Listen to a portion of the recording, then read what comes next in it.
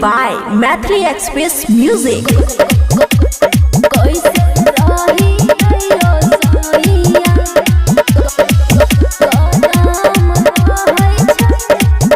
खुशी recording studio Baluaha. गरमी से राजा हम छिए परेशान, पसीना से भरल रहे दोनों सामान। गरमी से राजा हम छिए परेशान, पसीना से भरल रहे दोनों सामान। कूलर के हवा में दम नहीं छै, कूलर के हवा में दम नहीं छै। कैसे रहियो सैया लहंगा गरम रहै छै, कैसे रहियो सैया गरम रहै छै।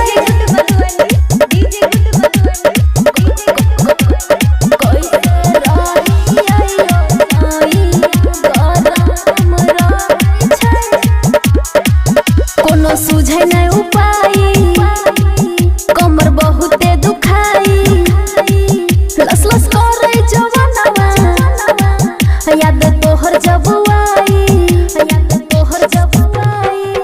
कोनो सुझे नहीं उपाय, कमर बहुते दुखाई, लस लस करे जवानवा, याद तोहर जब आई।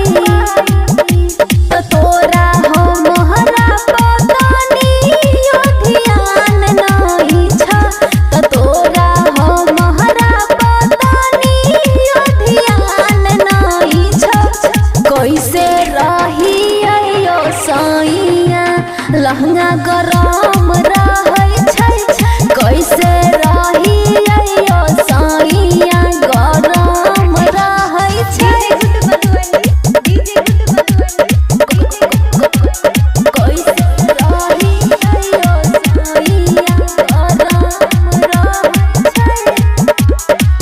राइटर सुमित साजन करे छिया निहोरा, दीपाल के दुखवा समझ तू थोड़ा। राइटर सुमित साजन करे छिया निहोरा, दीपाल के दुखवा समझ तू थोड़ा। अजित देवहरा के तनियो शरम नहीं छै, अजित देवहरा के तनियो शरम नहीं छै। कैसे रहियो सैया लहंगा गरम रहै छै, कैसे रहियो सैया गरम रहै छै। खुशी रिकॉर्डिंग स्टूडियो बलुआहा।